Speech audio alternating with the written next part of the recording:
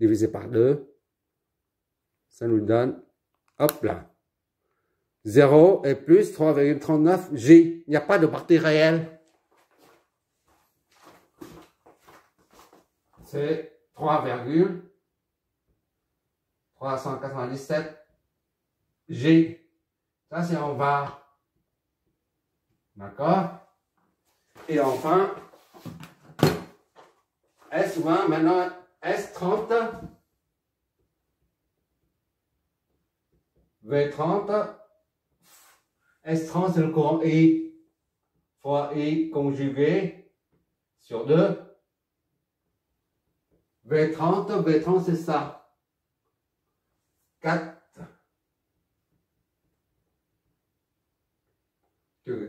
Moins 88.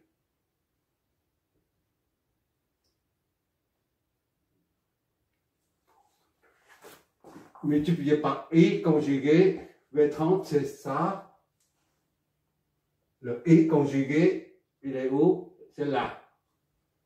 Fois 2. D'accord? 2,58 moins 1,18 degrés. Tout ça divisé par 2. Et ça nous donne S30.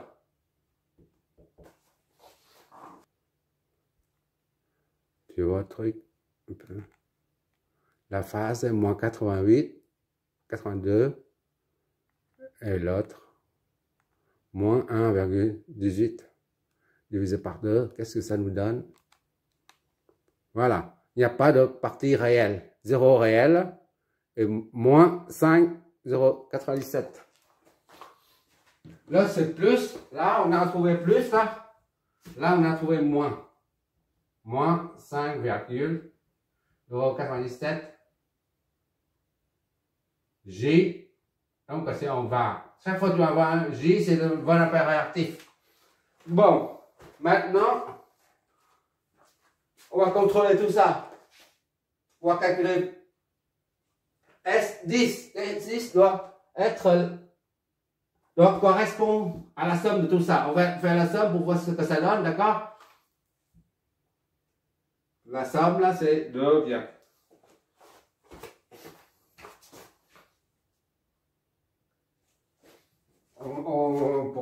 On met 4 ici, c'est 1. Moins 5,1. D'accord? On arrondit.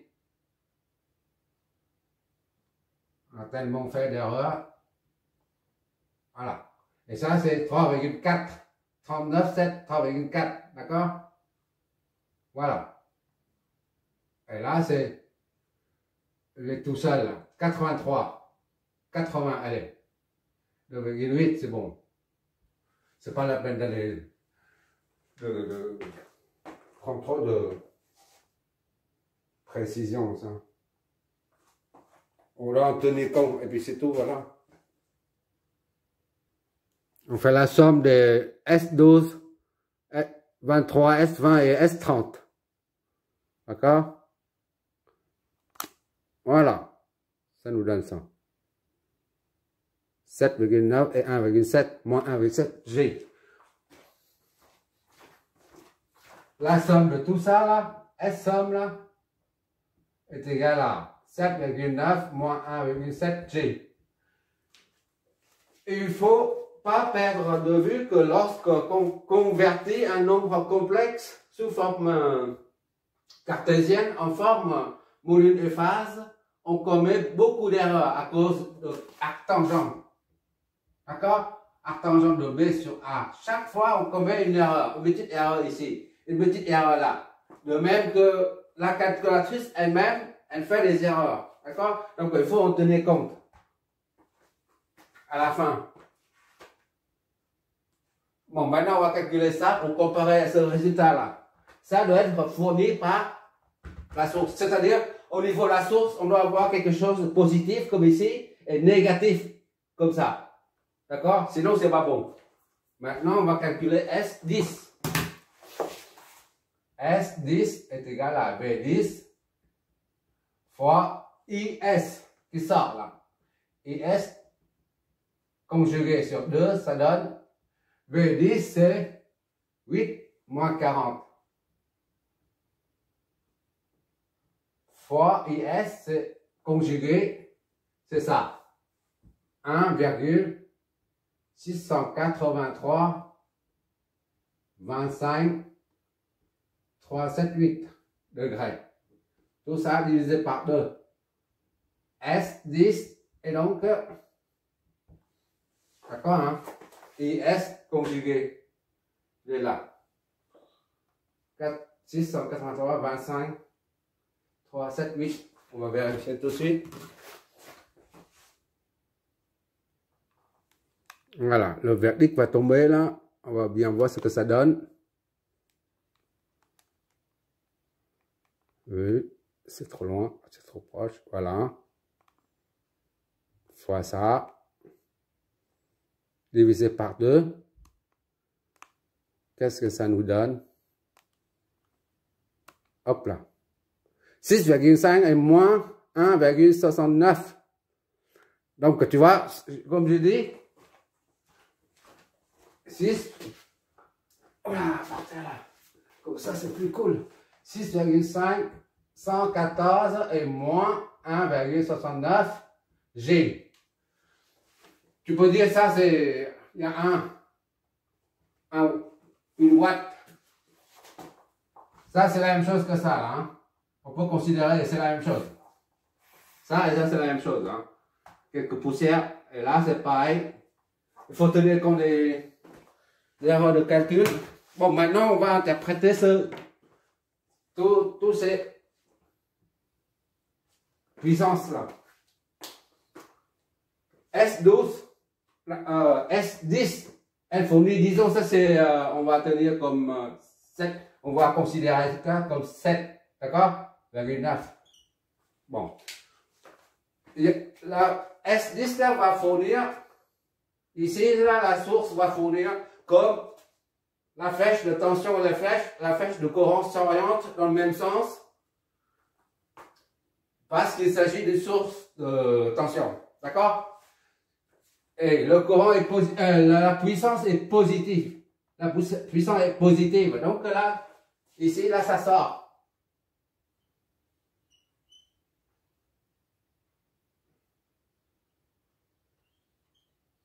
Ça, c'est la puissance 7,9 watts. D'accord? Positive. Et la puissance négative, c'est-à-dire ça entre. Voilà. Ici.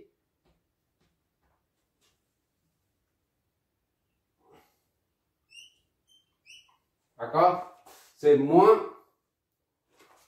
Disons, on considère ça comme 1,7 comme en haut. D'accord? 1,7 var. D'accord? Ça, on est var. On ne met jamais un signe moins parce que là, ce sont des valeurs physiques. D'accord? Là, ce sont des valeurs algébriques. Bon, maintenant, 7,9, là, ça va où en fait? Normalement, ça va 7,9 watts là seront absorbés et consommés par ces deux résistances là. On va bien voir 7 S12 et S23. S12 et S23. C'est bien 2,8 et là 7,9. Tu vois là? Les deux. Tu ajoutes là S12 et S23. Ça fait 7,9. S12 et S23. Ces deux résistances vont absorber et consommer ça. Ça, c'est positif. Ça, c'est positif. Il n'y a pas de signe positif. L'orienté positif. Le courant entre comme ça. Le sens du courant est bon. D'accord? Le sens du courant est bon aussi. Et bien adapté. Donc, le sens positif, c'est comme ça. La puissance va comme ça également. Circule de cette façon. Il est pour cette résistance-là. Ici, S12 consomme 2,8 watts. Et le reste, 5,1 watts, est consommé par la deuxième. résistance. Et maintenant, on a le S30. S30, il est là. Moins 5,1. C'est négatif. D'accord? Négatif là. Moins là. S30. Ça, c'est un récepteur. Lorsque la puissance entre comme ça, le condensateur est un récepteur. Mais en l'occurrence, la puissance est négative. C'est-à-dire la puissance source.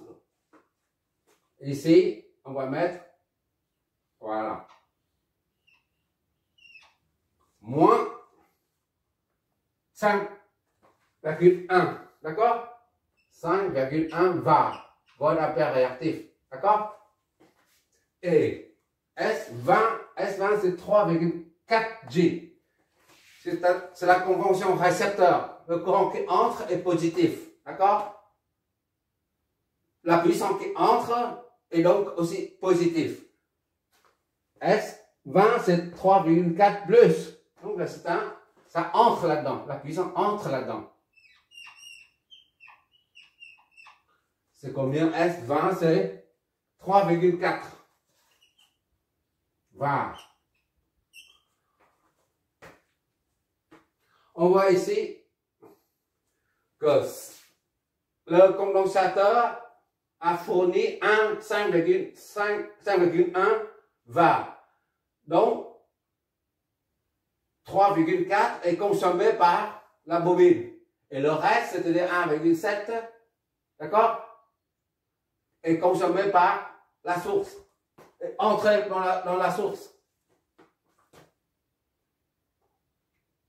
D'accord? 1,7 plus 3,4. 4, 5,1 égale à ça. Et, ah oui, ça. Il faut dire clairement ce que ça signifie, ça entre dans la source, parce qu'on ne peut pas imaginer le truc. Je ne sais pas si tu vois toujours là, en bas, il reste quelques lignes. Ok. Là, j'ai une prise, le courant là, la prise aussi là. Tu imagines que tout ça, c'est une machine. D'accord? Un appareil électroménager, disons, voilà. Et à l'intérieur, il y a de résistance. Et une bobine d'inductance et un condensateur. C'est le cas, en général, c'est un sèche-linge. Un sèche-linge. Oui, c'est ça.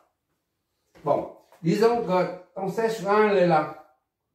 Moi, je vais essayer d'illustrer concrètement. Et la prise de courant, là, ou prise de tension plutôt, prise de courant, si tu veux. Tu branches dedans, là, des deux câbles, là, aléatoires, là. Voilà. Et justement, ça fournit la source de tension, c'est ici. D'accord? C'est 8 volts et moins 40. D'accord? Ça fournit 7,9 watts qui entrent là-dedans. 7,9 watts.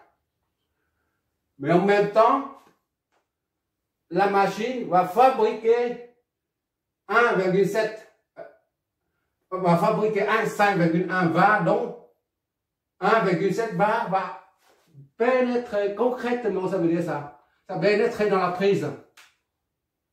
Et là, c'est le réseau EDF. Les lignes qui arrivent là, monophasées, et ben, ça entre dans ça se propage sur les lignes. Voilà, il faut dire ça clairement comme ça. Il ne faut pas avoir de peur de dire ça. Parce que des fois on dit, on voit à la source, mais on ne sait pas où ça va en fait. Et ben ça va directement, ça se propage sur les lignes. C'est la raison pour laquelle EDF ne veut pas avoir affaire ne veut pas entendre parler de la puissance réactive. Et c'est pour ça que EDF nous pénalise les clients qui a un cosinus phi qui n'est pas proche de cosinus phi, le facteur de puissance qui doit être proche de 0, de 1. ou 0,9. Voilà. Cette puissance réactive là, 5,1, donc 3, 4 est consommé par la bobine d'inducteur, c'est le reste se propage, donc va entrer dans la prise, le courant là, et se rejoignent les lignes pour se propager dans le réseau public. Voilà, ça c'est le deuxième exemple. À mon avis, au bout du deuxième exemple, tu as bien maîtrisé comment ça fonctionne. Primo, c'est surtout ça. La formule complexe, la formule de puissance complexe, c'est tellement très utile. Tu vas voir les réseaux triphasés lorsque du déséquilibre. Tu vas voir que le moment venu, on va appliquer tout ça au réseau triphasé. Avec les compensateurs de composantes inverses et les compensateurs de composantes homopolaires, tout ça là, tu verras. Tu vois, qu'est-ce que ça signifie le déséquilibrage? Primo, c'est ça, tu as bien maîtrisé le truc. On fait un calcul normal, là, via la méthode nodale pour trouver les courants. On exprime les courants en fonction des potentiels. Et à partir de là, une fois tous les courants sont répertoriés, tu fais la loi des nœuds. Tu appliques la loi des nœuds pour déduire les courants. D'accord? Les potentiels, je veux dire. Une fois le potentiel est trouvé, tu calcules la différence de potentiel en termes de phaseur. D'accord? En termes de phaseur. Parce qu'on raisonne plus tard, après, on raisonne avec ça. Une fois que tu as trouvé les différences de potentiel, tu en déduis les courants. Et la particularité, c'est que, consiste à, chaque fois que tu trouves le courant, tu prends de suite son conjugué. Parce que dans la formule de la puissance complexe, on se sert du nombre conjugué du courant. D'accord? Et une fois que tu as la tension aux bornes et le conjugué, le courant conjugué, si tu peux dire ça comme ça, tu en déduis via cette formule la puissance. Et la puissance est composée toujours de deux parties. Une partie réelle et une partie imaginaire. D'accord? Ça, tu connais, grâce à la puissance complexe, tu connais le sens de circulation de la puissance dans le circuit. Là, on a deux éléments réactifs. Qu'est-ce qu'on a comme remarque à faire à ce niveau-là? Ça, la puissance réactive qui est renvoyée au réseau, tu la vois concrètement ici. D'accord? Et comment on fait pour ne pas pour empêcher la puissance réactive de se propager dans le réseau? Comment on fait ça? Et bien justement ce qu'on appelle la compensation de puissance réactive. Tu regardes la vidéo, pour anticiper un peu, tu regardes la vidéo analyse fréquentielle. Analyse fréquentielle.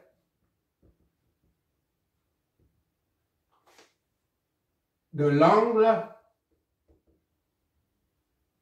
de phase de l'impédance totale du circuit. Il y a une seule vidéo, d'accord? C'est pour anticiper.